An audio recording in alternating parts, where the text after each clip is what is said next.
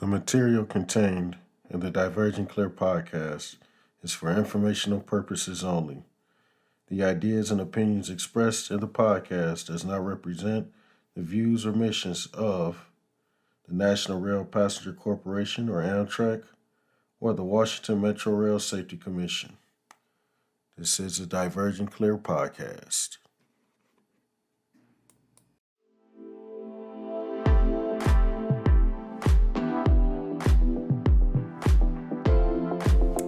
Approach Diverging, milepost 20.04. Diverging Clear, milepost 20.06. Welcome to Diverging Clear, your transportation podcast, with your hosts William Moore and Jermaine Walker.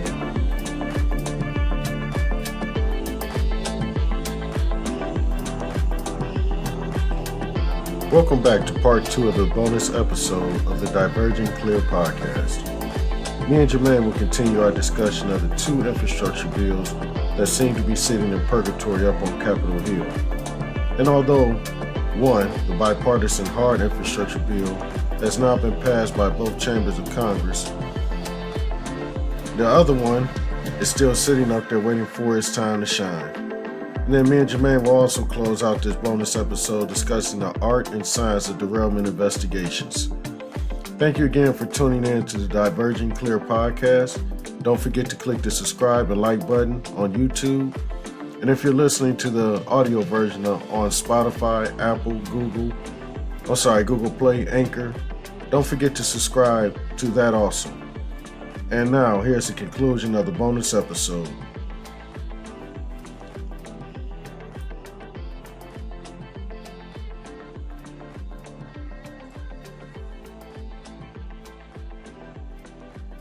Welcome back.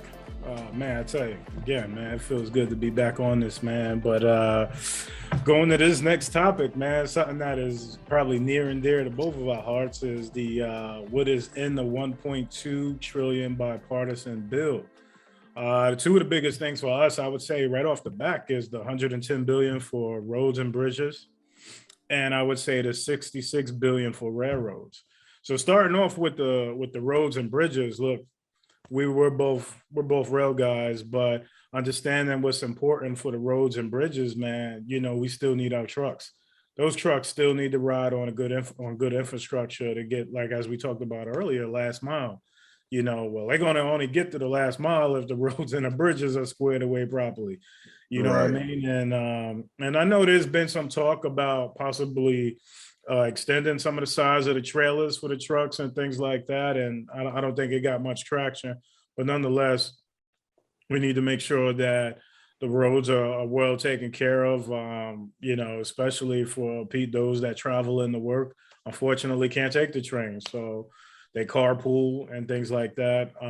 So that money is important. I don't knock it, you know. I mean, again, being a rail guy, I definitely don't knock the money that the roads and bridges need, because we all need that. I mean, in our own neighborhoods, let alone getting around and things like that. So, but going to the 66 billion for railroads, it's vital, especially I think about the money that goes towards short lines, because short lines can't always fund themselves like the big class ones.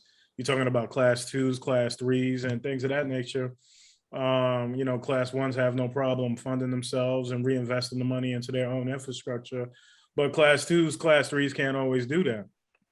And so some of that money, I'm sure, will be filtered out to them to do, like, to upgrade their ties, replace rail, possibly speed up their I don't want to say corridors, but speed up in certain areas, repair some bridges that might be getting out of disrepair in some states, that needs to be, you know, brought back up to standards and things like that. And that's where a lot of the money will go into. A lot of that money will go into railroad contractors that are going to be on those properties and helping out with the ties and the rails and doing various jobs to bring that railroad, let's say, bring it up from a 30 mile per hour railroad to maybe a 40. move goods and commodities along the line a lot quicker and getting it to its customers and things of that nature. So when people ask about the money, I would just, that's just a small snippet of how they could think about how that money is spent. It definitely goes to support railroad infrastructure. And the reason why it's important is because some of these smaller railroads only, may have a 15 to 20 mile per hour whole main line. And if you're getting more customers, you're not going to be efficient at getting them goods and commodities by just having that stretch for like about 7 to 10 miles or anything like that. It's just not, you're not going to be able to deliver efficiently all the time like that. And so I think this is a good place to start, man. But the floor is open for you, man. Your thoughts, man. All right, a couple things here that it's some good and there's some bad in this infrastructure bill. I actually had the privilege of viewing a draft copy of the initial bipartisan infrastructure bill. So let's start with the good. As you talked about the roads, the bridges, that stuff has to be done. Rail fan or rail with the train, that has to be done, because the one thing that if you haven't, a correlation I've drawn to job loss, and I want to do some more research, but when America's goods stop having an efficient way to travel, that's where a lot of our economic problems started. When you have, especially when everybody shifted to just-in-time, JIT, that was initially, put together by Toyota. When we started spending on the roads and even on the railroads, exuberant amount of times trying to move goods short distances, that's where a lot of our problems came in. So when you start looking at this infrastructure bill, like I said, we can't even look at each different mode of transportation as competition anymore. We shouldn't look at it as competition anymore. It should be looked at as a total system. The system has to be healthy. You can't have, in the human body, you can't have a good lungs, good chest, good veins and everything else, and your heart's terrible. Because guess what? It's going to kill the rest of the body. You can't have, it's the same thing with the transportation network, which is directly linked to our supply chain network. Every aspect of it needs to be healthy and thriving and able to do what it needs to do. Our transportation system has been able to do that in the past 60, 70 years. When we were seeing these big booms and big jumps in our economy and the constant growth and the different things like that, we were able to move things and move them efficiently.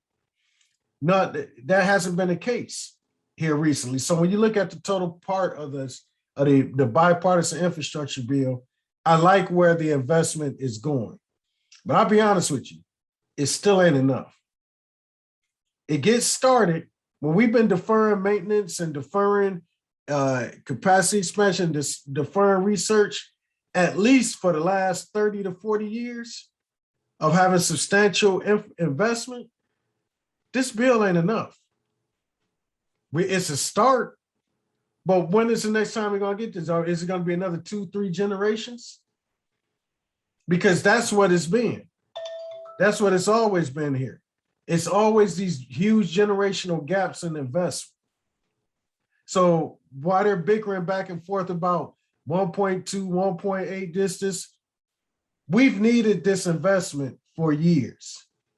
So is this a one-time investment? Because if it is, we're screwed. If it is, because this needs to be sustainable, because when you actually break the prices down, the cost down, the 1 point, let me look at the number again here. This is the big part that everybody's missing.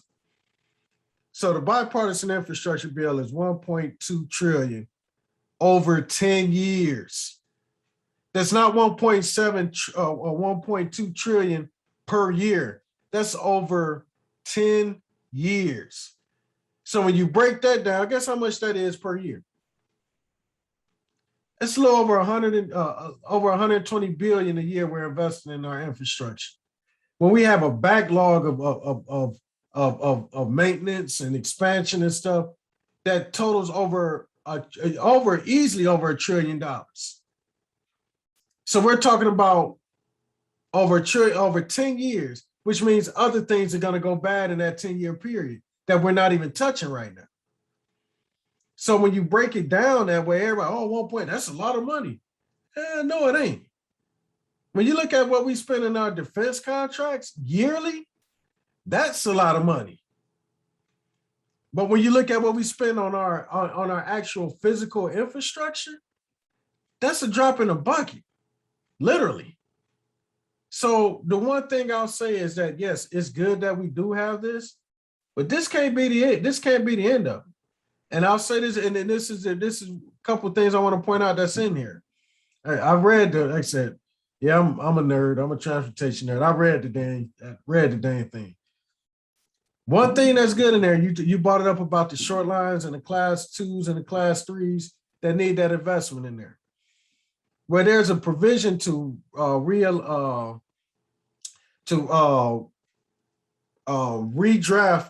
the Railroad Rehabilitation Infrastructure Fund to the point where those class 1s or class 2s, class 3s, and short lines can actually access money to help with these supply chain issues, meaning like invest in intermodal, invest in new ports, invest in infrastructure to help with the supply chain. That's huge because those class 2s and class 3s, they also deliver last mile products. They deliver the last mile of what we need. So if you got them being able to expand to use this money to help with the environmental impact studies, to help with the different studies and environmental assessments, to help expand their networks and upgrade their networks to help with this supply chain problem, that's a big part. That's a huge part. That's needed. And that's why some of the bad things that's in that bill, that in particular has me supporting it because it takes a different look at what we're doing with the Railroad Rehabilitation Infrastructure Fund. It changes the dynamics of it because it's not just, replace the ties here, get the track speed up from 10 miles an hour to 20 miles an hour. No, we're talking about investing in redoing this network so that it's more efficient and fluid for the potential volume the volume that we're experiencing right now. Is providing a long-term solution and a long-term funding source. That's good. That's one of the goods in it. Another goods in it is help. It's part of the topic we touched on of expanding Amtrak, the national network, the inner city network. That's part of this. That's good. But once again, when you distribute all that about all of the needs that we have, based upon 120 billion a year, it's not enough. And then part of this also is taking, and I know you guys experience this on the East Coast, because we've done it here in the Midwest too, is privatizing public infrastructure. So we're talking about public roads right now that will be privatized and you charge the user fee, basically a toll to use it. That's part of this bill. So we're talking about stuff that's public assets, public transportation systems, and privatizing them so that they can make a profit off of it, which I don't agree with. Like, if they're building a fresh highway, that's theirs. Okay, they built it. They can charge and do what they want to see fit with it. But for you to take a private road or public road and now make it private, and they're reaping all the benefits of it, that's not fair. And that's what's in this bill. So there's some good aspects of it, but there's also some aspects of it that I just too much, I'm not in favor of, but it's worth, we have to do something.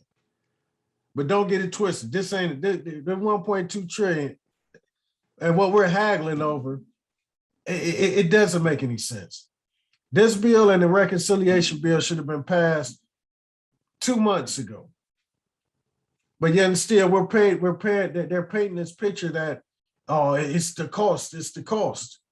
No, it ain't. The cost ain't that big, be honest with you. The cost isn't enough at all. So when I look at we have to, like I say, this is the new way of thinking. We have to look at it as a system. The railroads, the roads, the airports, the ports, all of that is our transportation system. We have to invest in those to make it healthy, because in that process, we're also going to create jobs, and we're also going to increase the flow of goods and services throughout our country. So one point says, like, everybody's stuck on a trillion. It's a trillion. That trillion ain't a lot, because over 10 years, you're talking about 120 billion additional dollars being added to infrastructure and transportation needs when we're so far behind in a state of good repair and updating our systems. It makes no sense. So that's my take on the bipartisan bill. We need it. It has some good things in it, but don't get it twisted. That's not enough. It really should be more. It should have been more. But I digress, and that's my take on the bipartisan bill. Your points are duly noted, especially it doesn't go far enough, and you're right. Breaking it down the way you have, it doesn't go far enough. It started out a little bit more than what it actually is now, but I mean, of course, you got,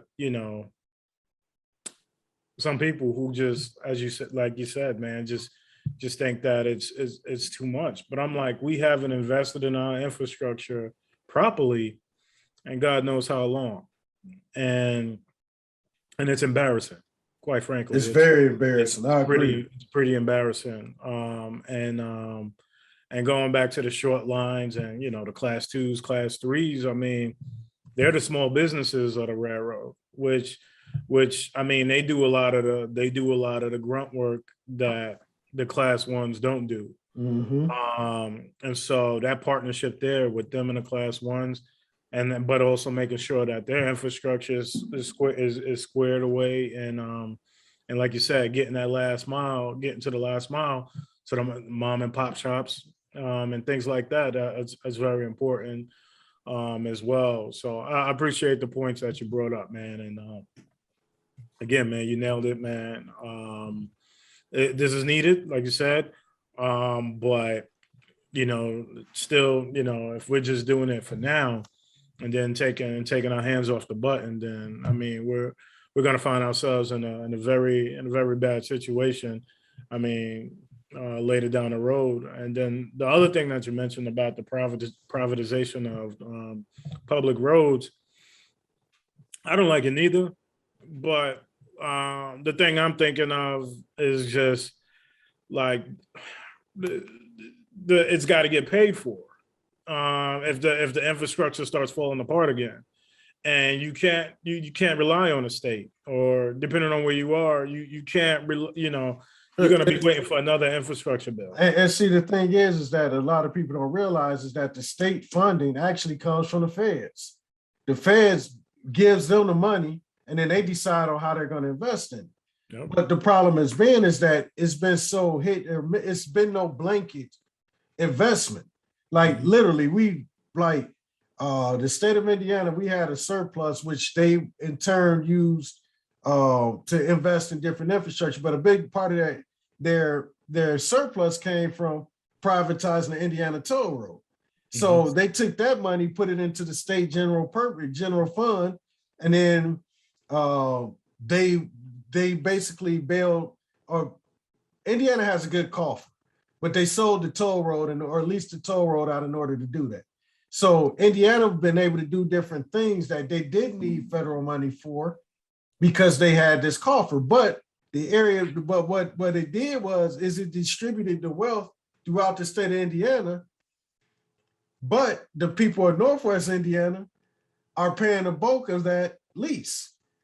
You see what I'm saying? So The Indiana toll road only goes from the Illinois state line to the Ohio state line. The vast majority of the users are between, let's say, LaPorte County, Indiana, and Lake County, Indiana. So we're paying the majority of the usage fees, while the rest of the state is enjoying the profits off of the money that they receive when they leased it out. Mm-hmm. So how is that fair to us? Like, I have to take that toll road every day. I get hit by two pieces of public infrastructure that's now privatized: the Indiana toll road and the Chicago Skyway. For my time on the, let's see, is it 7 miles on the Skyway, about 15 miles on the Indiana toll road to where I get off, where I join the Skyway. So looking at about 24 miles. It costs me $9.55 every day. You multiply that by 5 days a week. I'm paying almost $50 a week in tolls. That's not including gas. That's not including. So that's not fair, because what about low end? Like, I'm blessed. I have a pretty decent job. So does it suck that I'm paying that much? Yes, it does. But think about other people that may not be making or bringing home as much money, and that much more of their income, disposable income, is being used for user fees going to private entities. So that's the way I look at it. I look at it from a big picture point of it, because when you look at it, who's bearing the brunt of those of the usage fees? It ain't the corporations. No, it ain't the people it ain't Amazon. It's not Costco, it's not Walmart, it's the individual residents of that area. Mm-hmm. I know I was watching something on one of the shows I watched, the Young Turks, and they were talking about how in I think it was Newport News, Virginia, where they privatized the tunnels. And the one woman said she had to move because the cost for her to commute, she was losing, like it was, and that was the only way that was the only option she had. And I have several options to get in the city. 2 out of the 3 of them are terrible. Mm-hmm. The best one is the one that I got to pay the money for. I can do that, but not everybody can. So when you look at the privatization, that's our tax money has already paid for those assets. And then now we got to go back and repay a private company for it. I don't agree with that. Now, I said if a private company builds an expressway, and they that's their money, that's fine. But to take a asset that we've paid our taxpayer monies for and maintenance for over the past however many years I've been a taxpayer, but it goes back, and then it just being basically sold from under you, and then you got to pay to use it. That don't work well. They did a couple of things they talked about in Australia where they did a similar thing. They stopped it after 2 years because they saw where the wealth, it was basically a wealth redistribution of making the lower income people pay more to use an asset that was already theirs. And they basically were taking a good chunk of their money and giving it to a private company. And so, and then the thing is that once they get a hold of that asset, they can do what they want with it. They can decide to let the thing have potholes all they want. They can decide, those are different things that everything that they make, every decision that they make is money driven to try to maximize their profit. So they leased the Indiana toll road. I believe it was about 1.8 or close to $2 billion they leased it for 99 years. It's a good cash influx at the beginning to get money up front. That was similar to what the city of Chicago did with the Chicago Skyway. They leased it to get a good influx of money right away. But not too long after that, the company is just making a killing. And that asset is now gone. And that money is more than likely gone. So it's like upfront costs, short-time benefits for long-time pain. I guess that's the epitome of all of us.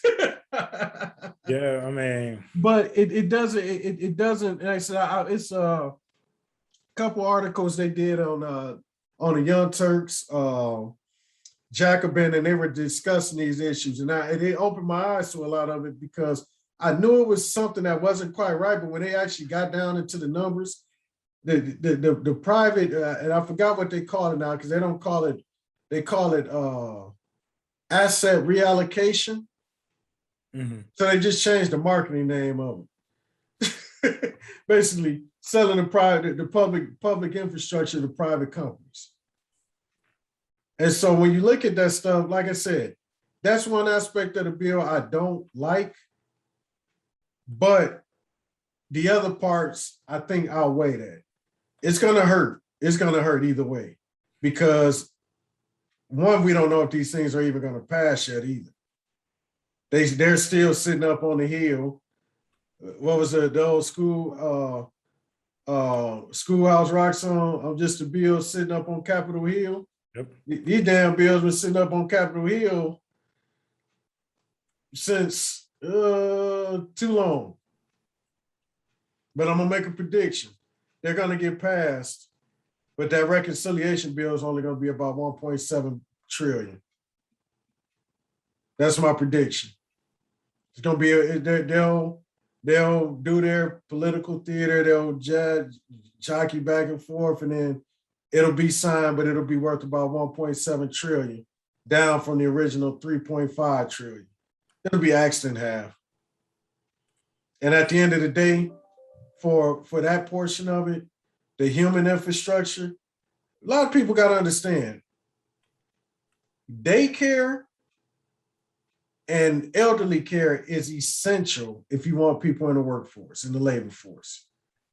You can't go to work if you can't have daycare. I remember when my daughters were young, their daycare was almost was I think $200 cheaper than what our mortgage was. So essentially, we were paying 2 mortgage payments for daycare while I went to work at the railroad. My wife went to work at the hospital. That's tough. So how can you expect people after this pandemic to go back to work when you don't have the infrastructure, the human aspect of the infrastructure to help people be able to return to the labor market?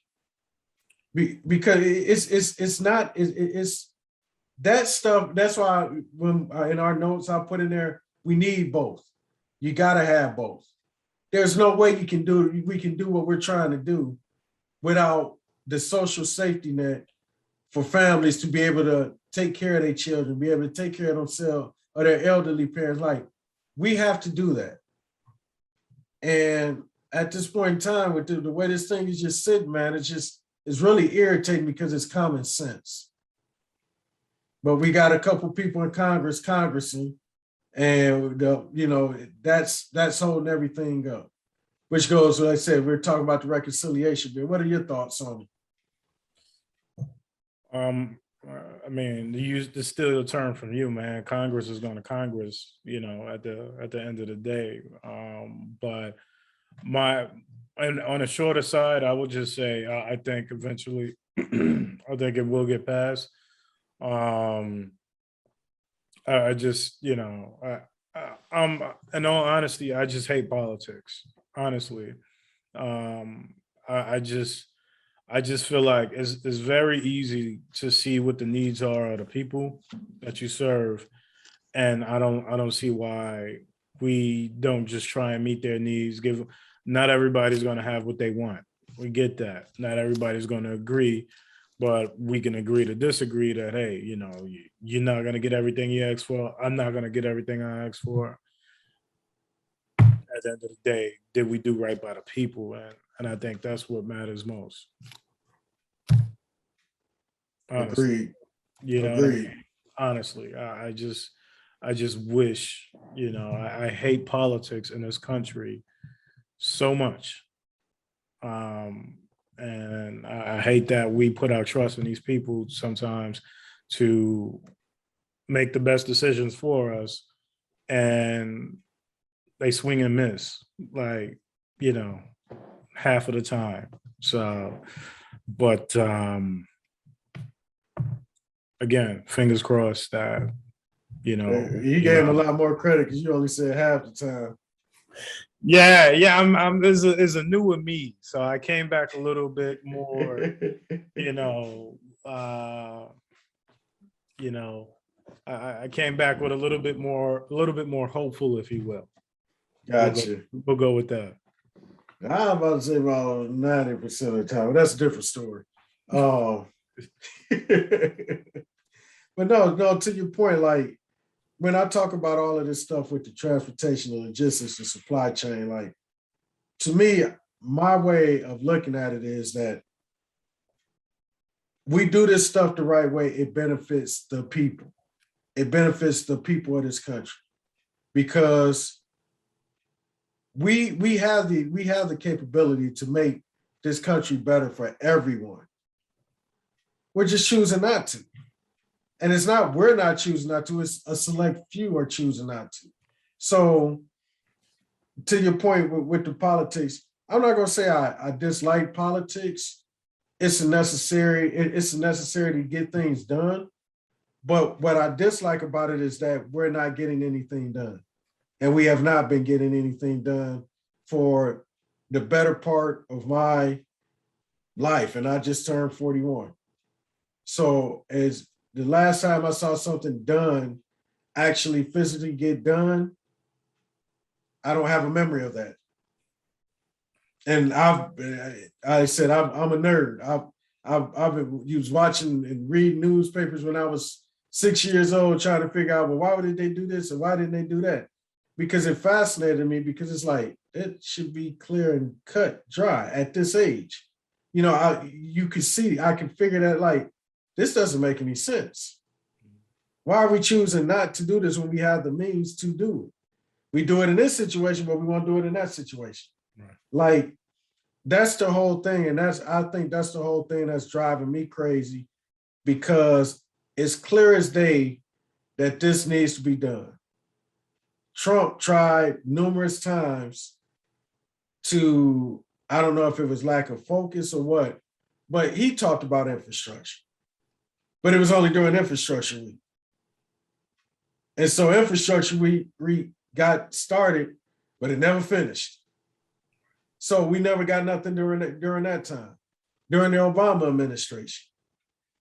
There was states that sent money back saying that they didn't want to shoulder the cost, or kind of throwing their nose at Obama because he was sending their states money for high-speed rail and different stuff like that, upgrading rail. And so we went through 8 years of Obama of not doing anything for infrastructure, where it was on the table at the start, but by the end of his 2 terms, it was gone. Then you go back to George W. Bush. We was fighting a war. We had 9/11, and then after that, we was in a war for 8 years. Actually, longer than that, but we didn't do anything with infrastructure. We didn't do anything with making people's lives better here. So that takes us back now to 2000. During Bill Clinton's years, we got a little bit of money for Amtrak. That's when they finally built the Superliner 2s, the Viewliner sleepers, got the P-42 locomotives. That was it. What major infrastructure did we do? Well, I guess I could say sprinkled in among these different time periods that the ports were upgraded to an extent, but nothing major, nothing shocking the world type investment. Then you go before Clinton, the first George Bush, nothing. Matter of fact, they did a lot to kill Amtrak. They did a lot to kill our inner city rail service, where the state-supported services now, that was all Amtrak originally. That was all Amtrak, but then they put this caveat in there about this less than 750 miles would have to be state-supported service, and that took the federal dollars out of it. Then they said, well, we'll give that money to the states, and the states decide what they're going to do with it. When they did that, that was in the early 90s. Between 88 and 92, they did that. That was implemented. We lost so much passenger capacity because of that. So now, we're at 88 now. 88 to 80, when I was born, nothing of significance. During the Reagan era, Reaganomics, nothing was done infrastructure-wise. Nothing to where the interstate systems were built. They were starting to come due for their upgrades, updates, maintenance. Nothing. The gas tax or whatever the fund is, to fund infrastructure, that was nowhere near it. That was a drop in the bucket. So when you look at all of these different things, when I talk about in my lifetime, we haven't seen anything significant. That's what I'm talking about. Yeah, you had a few projects here and there, but nothing that catapulted America to the forefront of the world in transportation. We've been slowly sliding to the point where we have a stretch of high-speed trackage that connects DC to Boston, but in the grand scheme of things, that's not enough. And guess when that was built? That was built in the Pennsylvania Railroad days of the early 1900s, and it was updated as part of when the Interstate Commerce Commission created Amtrak. Part of that. That was the last time it was really significantly updated. So we can't be going decades without updates if we want to be at the forefront of the world, because right now China's kicking our ass. Excuse my language. Germany, the EU, places in Africa, everybody is kicking our butts in investment. And we're still putting along here talking about we're the greatest country in the world, but we're not showing it by our investment, the way we're investing. So when it comes to politics, I've seen what our politics has done over the last 40 years. And if this is the way we're going to continue for the next 40 years, we may as well go back to horse and carriages, because they'll probably be more efficient, because our roads will be crumpled enough that that'll be the only thing that'll be able to travel down them. But I digress. That's my rant. I'm done. Appreciate that, man. Last but not least, man, we were going to dive into a little bit of derailments and investigations, man. We had some significant derailments this past year. And I'm sure there's a few people who would love to know and understand how that sort of investigation stuff type works, what the investigators look for and know certain details, man. So we'll finish out with that, man. So with your background, Jermaine, what do you see? Not getting into specific details or anything, but what have you seen, like from some of these investigations over the last couple of years, and some of the processes that you've seen? Sure. So it's almost like when a derailment happens, the investigators break it down into categories, right? So the first thing you look at, well, one of the things you look at is human factors. You know, was this operator alert? Were they responding to the various cab signal apparatuses, bells and whistles and things that were going off? Then you look at the territory that it's running on, like what's in effect on this territory, and was the train and the operator doing, everything that they were supposed to be doing when they were supposed to be doing it? Was this train moving at the speed it was supposed to be moving at, or was it going over that?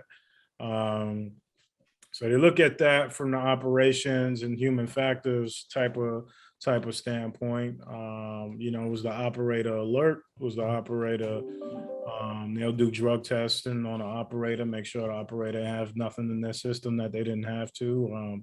Does the operator wear glasses? Were they wearing their glasses? Do they wear contacts? Were they wearing their contacts All that small stuff. Did they have any health issues? Like, did they have sleep apnea, narcolepsy, anything like that will cause them to not be alert for a specific amount of time throughout the run? If there's a conductor on that particular train, because not all systems are the same. Did they notice anything? And not to take a left turn, if you will, but not long ago was the recent anniversary of one of the worst derailments in New York City transit history. Was when a number 4 train derailed outside of I believe it was Grand Central Station, 42nd Street, and the operator was drunk. Look, I'm not going to sit here and tell you I remember all the details, but I know even right now, not even still living in New York, but I know just from the many times that I've taken the 4 train in the Grand Central, there's a huge curve, and the speeds is real slow going in. But this operator, I think he was going well over 50 miles per hour or so, something like that. And he split. Matter of fact, when you ever get a chance to look up the footage, he split the one of the cars in half, if not the first 3 or 4 cars in half, because the beams that support the tunnel, he was just knocking them down like it was not. And how he survived, I have no idea. But he's on the right side. He's on the right side of a beam, man. So it was pretty rough, man. And so, but I say that to say is like, you're making sure that the operators don't have any alcohol in their system or anything like that. And the conductor, and I brought up the conductor piece because the conductor said at the time said that he seemed a bit off. Well, and I understand people, don't want to you don't want nobody's job to be in jeopardy, but those are important factors. You have to know that, hey, you don't seem right today. I don't think you should be behind the throttle. You know what I mean? But be that as it may, they look at factors like that. They go to the signal system. They make sure the signal system is operating the way it was supposed to. How was it operating at that time? What was the weather conditions? Could the weather have caused it to, those sort of things, man. How about the track? Is the track, when's the last time work has been done? When's the last time, if it's a switch, when's the last time the switch was inspected? When was the last time the timbers and the track ties surrounding the switch have been taken care of and things like that? And of course, they'll pull a camera footage, black box data and things like that and gather up the facts. They'll request different documents from the different departments, and analyze that data, besides just analyzing the data from the train itself and eyewitnesses accounts. So it don't sound like a lot. It don't sound like a lot. But I promise you, it's a very detailed process. And the reason why a lot of times you don't get many details is because there's so many areas of things that could have contributed to a specific derailment, and you have to just really go department by department, honestly, and gather all the facts, and you may stumble upon something that doesn't seem right, but might have not played a big role or a role at all in the derailment. But because, let's say, like a couple of inspections were missed on something, now they got now it triggers something, and now you gotta go, hunting. Right. So it's again, there's so many contributing factors to a derailment, and that's why a lot of people, I want answers. Yeah, but I mean, it just doesn't work like that, unfortunately. But you can set, when you start getting the documents and they take measurements on site and everything like that, you definitely start to get the sense of where the focus needs to be on. Sometimes you could look at a derailment and and you know exactly. I don't want to say you know exactly what happened, but you just like, I can see. I kind of think I know what happened here. You know, I wish I could give you some examples on certain things, but I can't. But I'll just say that, yeah, man, you know, there are certain things, there's certain derailments when they happen, you kind of have an idea of what might have happened. You don't assume, but you just in the back of your mind sometimes. Yeah, you got to start with a theory. Yeah, exactly. Exactly. A working theory is just, hey, it might not be right, but I mean, it's just based on what you've heard or saw. You like, I wonder, you know, and then the pieces usually start coming together pretty soon after. So, you know, that's usually how I go. That's usually how it goes, man. I mean, that I don't want to say it's fun. It's a fun part of the process, but it's interesting because with everyone, you just like, man, what can we do better? You know, what can be done better to really make sure that this doesn't happen again, you know? Absolutely.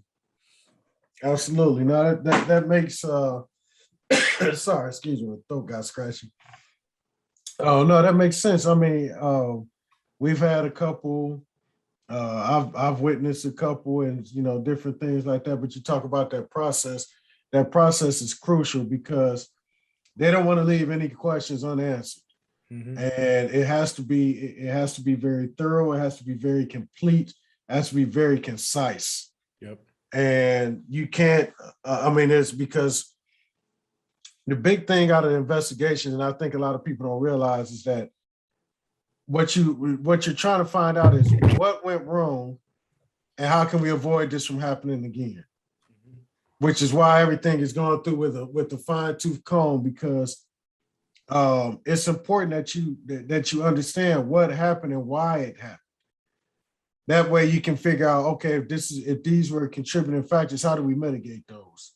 Right. So that's, to your point, I completely understand where you're going with that, and what the importance of it, and understanding that you have to let them take their time, because there's a lot of information and data and variables that's being considered when these investigations are taking place.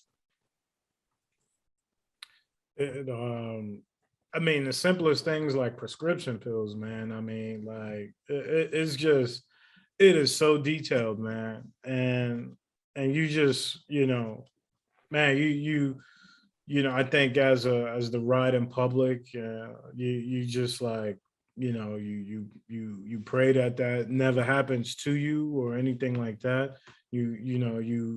But I would just, you know, I think whenever people can, they, you know, like I do when I fly, I look at the pilots when they're about to get on. I just give them a good look and, you know, make sure they look. I mean, it sounds ridiculous, but I'm telling you, like people are human.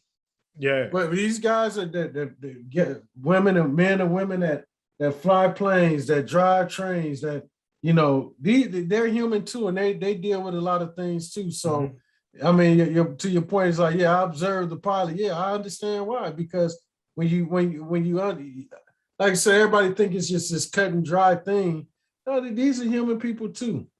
And they have different things going on, and they have different ways that they deal with things. We hope that it's not something that's going to cause them to, you know, jeopardize their job or jeopardize the people that they're providing the service for. But it can happen. It definitely can happen. I tell you, I think when I look at a lot of old NTSB cases, you know, I'm telling you, man, you'll definitely find a lot of error on the parts of pilots. You know, it's scary, you know, because like you're like, man, yo, bro, we like, you know, 30,000 plus feet in the sky and stuff like that, man. You can't afford to make a mistake up there. No, not at all.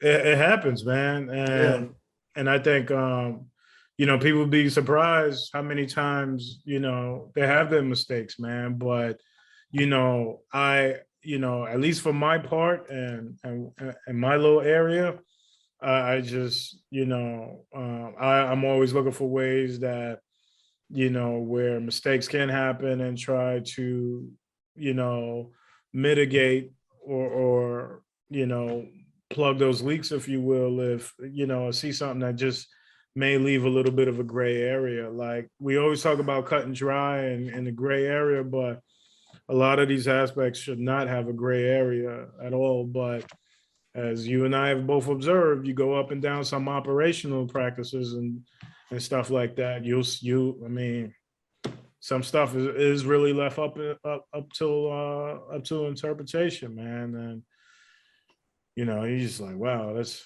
not how I would do it. But but anyway, man, yeah, that's that's how it's done, man. That's part of the process right there. And it's interesting, man. It's not fun, but it's just interesting because it's so detailed, and I don't think a lot of people like really know that much about what goes into it.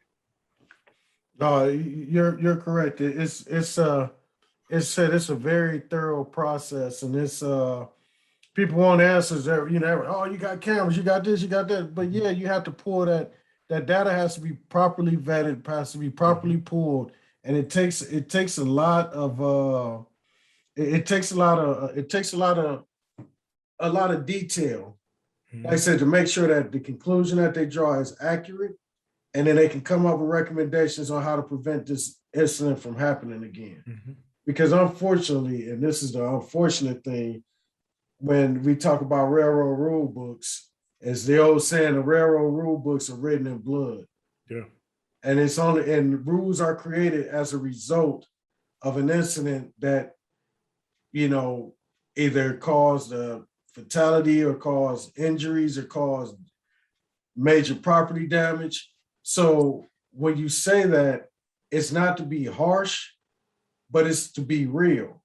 Mm-hmm. And so when they're going through these different processes where they're trying to make sure that we can mitigate this so there's no blood shed as a result of this, and two, if there was, to make sure this isn't repeated and it happens again. Yep. So yeah, that's a very, very good aspect, a very good take on the derailments and derailment investigations, man. I really appreciate that insight there, brother. Not a problem, man. Not a problem. It's it's a privilege, man, and an honor to be able to have a role in keeping people safe and having an impact and just being able to have a positive impact, to make sure that people have safe transportation traveling to and from, man. So Roger, you got any closing thoughts there, brother, as we wrap up this episode? I'll just say, man, again, and I probably said this like 100 times, so I apologize. It's all good, brother. It feels great to be back. It feels great to be back doing this, man. I'll just say that, man. I love this industry. And not just the rail side. I mean, I had the great opportunity and during this time off, man, to really talk with a lot of truckers, those in the industry that are just, talking about some of their struggles, but also talking about their impact on this transportation industry, man. And it was tremendous, man. Very enlightening, and working on some projects. And I really look forward to getting some things off the ground. Not even next year, but immediately. And man, I look forward to us getting back on this mic and doing this again, man. Absolutely. There's a lot to cover. Yeah, this is so much fun. I'm not going to lie. I'm glad you kind of put it on my heart to just be like, man, let's do another episode. I'm like, man, I just did the season finale, but you saw it was no push. Right? I was like, all right, let's do it. Yeah. Oh yeah. No doubt, man. No doubt, man. That peer pressure is a mug, bro. I was going to keep bugging you, bro. Yeah, you didn't have to put peer pressure at all on it. It was just, but I said just the way our everything is lined up. Like I said, I held the podcast down as long, but like you always knew, it was an open invitation. And we're going to keep doing this. We're going to keep building this, man, because it's some stuff. Like I said, this, in our way, this is a different way to talk about the policies, the actions, the news, the different ways to cover it, because there's a community out there for that actually likes this. I don't know if we found it yet, but I'm pretty sure we will. Maybe they'll find us. But the one thing I just want to say is, man, I appreciate the time and effort that you put in, because it's even when you weren't appearing on episodes, we would discuss and we would shoot stuff back and forth about what the upcoming topics were. And like I said, man, this is season 1. But we're gonna keep doing this, because it's a lot of information out here, man, that needs to get out. And just so people understand how these things affect everybody's lives and aspects of their lives and the quality of lives. A lot of these policies and different things that we discuss, this affects everyday people. They don't realize it, but it does. So, we're going to keep bringing this content. We're going to keep looking forward to doing this. The one thing I do want to say, let me put my little plug here real quick. My closing shot, as per se. Well, I just want to say thank you for tuning in to the Diverging Clear Podcast. Don't forget to click the subscribe and like button on YouTube. And if you're listening to the audio version on Spotify, Apple, Google Play, Anchor, don't forget to subscribe to that also. You can also send us comments or feedback to the Diverging Clear Podcast at gmail.com. Follow us on Twitter at Diverging Clear 1, Instagram at Diverging_Clear_podcast, and on Facebook. Just had to get those plugs in there. Make sure everybody know where to find us at, because even though we may not be doing episodes, we still putting content and posting different things on there. And like I said, man, if you got any questions, comments, don't hesitate to reach out to us on any of those platforms. We're going to keep trying to grow this, do something nice, man. It's just for its transportation and even, even get into the political side of things, because a lot of the things that take place are politically driven. So, we just need to get this information out here, discuss different things, discuss different ideas. And that's what we're going to continue to do. I said, I appreciate your time and everything there, Brother Jermaine. We'll be chopping it up here soon again, probably much sooner than later, as usual. But once again, I appreciate you putting this idea out here for this bonus episode, man. I think we touched on a lot of good things and touched on a lot of good areas, man. And man, I said, once again, appreciate your effort and everything you bring to the table, man. No doubt, man. I look forward to next time, man. I appreciate you. All right, that'll wrap up this bonus episode. We'll keep you posted on the updates from when we kick off season 2, trying to decide on the time frame for that. But once again, thank you for tuning in to the Diverging Clear Podcast. You guys stay safe out there. Stay masked up. Even though you're vaccinated, keep that mask on. We're trying to get out this goddamn pandemic so we can continue to enjoy our lives. And so everybody stay safe out there. We'll talk to you soon. Thank you again.